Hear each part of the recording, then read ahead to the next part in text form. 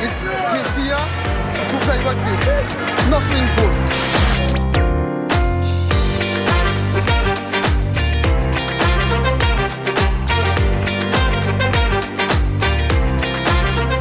Tous, bienvenue dans ce nouvel épisode du Hurrah Rugby. Aujourd'hui on va parler de la Champions Cup. Il y a déjà eu un match qui s'est joué hier. Enfin c'est pas vraiment un match, c'était plutôt une grosse branlée. Bayonne qui se prend pour Castres en Coupe d'Europe et ils se sont fait retourner hier à Northampton. Bon, Northampton qui est quand même leader de la première chip, c'est pas non plus la plus grosse écurie mais c'est une équipe qui produit le plus de jeux. Ils sont inclinés, je vais vous dire tout ça parce que c'est noté. Ils se sont inclinés 61-14. Et ouais, les gars, ils ont réussi à prendre un essai à la deuxième minute. Deuxième minute, il y avait 1 minute et 3 secondes. C'est la deuxième minute. Ouais, ils étaient à peu près menés de 20 points après, je sais pas, moins de 10 minutes.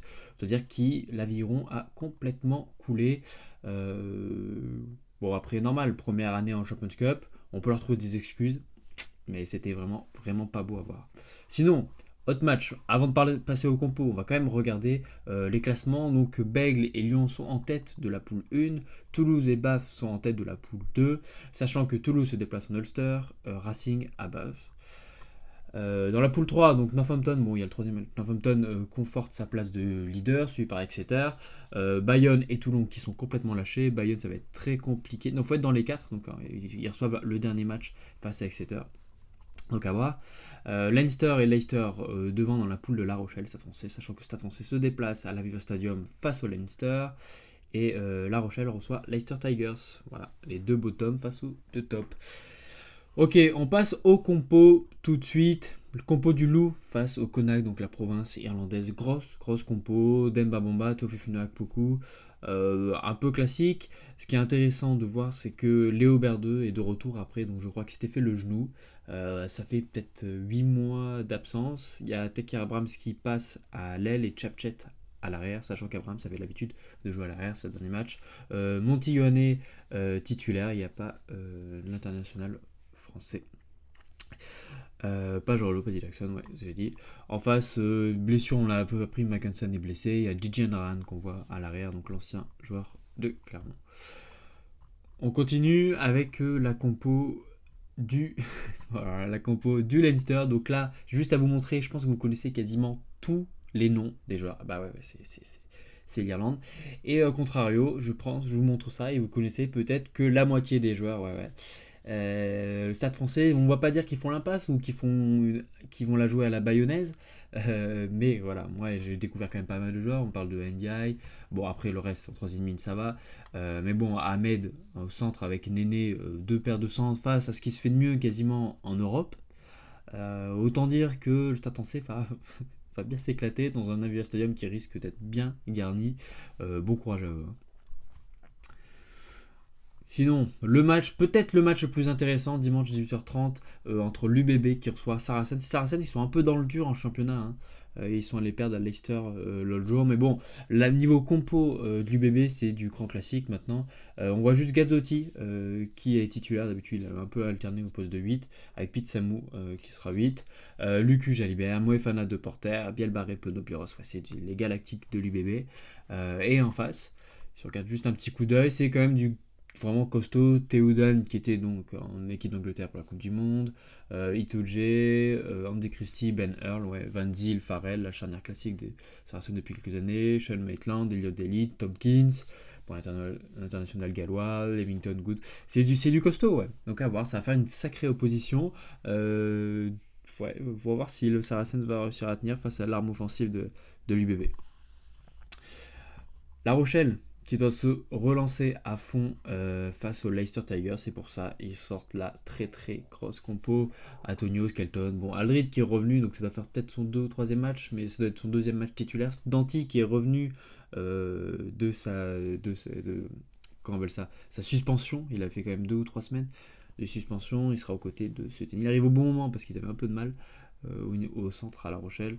Et sur le banc, donc, ils vont jouer en 6-2, donc avec Thomas Bergeron et Hugo Royce qui vont couvrir.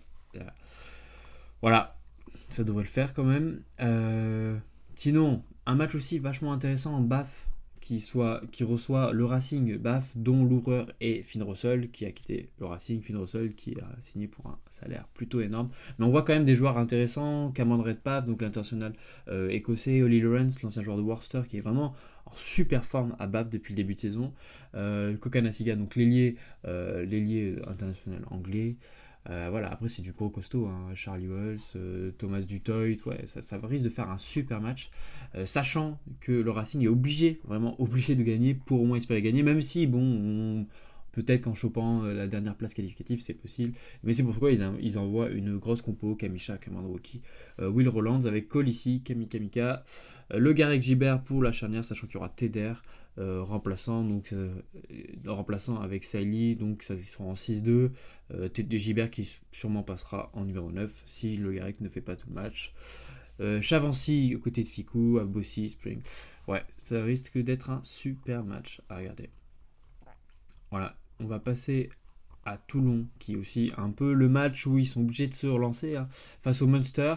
Munster, qui sont sur un match nul et une victoire. Un match nul et une défaite. Ils ont perdu à Exeter après leur match nul face à Bayonne. Toulon qui ressort bien sûr leur grand scopo avec White, Bigard. Voilà, ça sort les non-gifs dans tous les sens avec typiquement avec Ribans. Alors Brooks, Ribans, Duprez, White, Bigard, Fainyaku, Payawa, Waisia, Vainicolo. Ouais, bon, il y a juste Jaminé derrière qui est gif. Après, bon, il y a un banc assez gif quand même. Tukou, Saint-Zel. Ouais, grosse compo avec franchement des super individualités derrière. Alors que côté Munster, c'est leur meilleur compo, mais ça reste un peu moins fantastique quand même. Il y a Simon Zebo, Antoine Frisch, donc l'ancien joueur de Rouen qui vraiment performe de ouf, enfin Rouen et Bristol qui performe de ouf. Nonkivel, l'ancien joueur des Chiefs, qui avait fait la finale donc, de Super Rugby avec les Chiefs. Donc ouais, Crowley, Casey à la charnière, assez jeune. Et devant, bon voilà, O'Mahony, Coombs, Bern, ouais, ça risque d'être un beau match. D'ailleurs, on voit Joe Carberry sur le banc. Joe Carberry, il a été annoncé, on en parlera, mais il est annoncé du côté de l'UBB la saison prochaine, alors que Zach Combs ne sera pas gardé. Voilà. Il nous reste qui comme équipe? Bien sûr, l'Ulster qui reçoit Toulouse. L'Ulster qui est un peu le déplacement favori de Toulouse, parce que je crois que sur les 4-5 dernières années, Toulouse a dû gagner 2 ou 3 fois en Ulster, ce qui est rare pour des clubs français. Très peu de clubs français ont gagné en Ulster d'ailleurs. Voilà. De leur côté, on voit Steven Kitchoff, donc le pilier gauche, champion du monde d'Afrique du Sud, qui a un Tridwell, donc avec Ian Anderson, c'est quasiment le casse du trèfle, mais bon, plutôt remplaçant. Dave Ewers, le flanqueur qu'ils ont signé des Chiefs. Nick Timonet, voilà, John Coney, Billy Burns, ça aussi ça fait très sélection irlandaise. Stockdale qui revient depuis quelques temps, qui est vraiment en bonne forme. McCloskey, James Hume, Wallokoon, ouais, leur grosse force. Et du côté de Toulouse, Barry Movaka, bon voilà, il n'y a rien de nouveau, à part peut-être donc Pita Aki en 12 avec Dimitri Delib en 13, sachant que Choco Barres est sur le banc. Donc Choco Barres qui est plutôt un gros porteur en 12.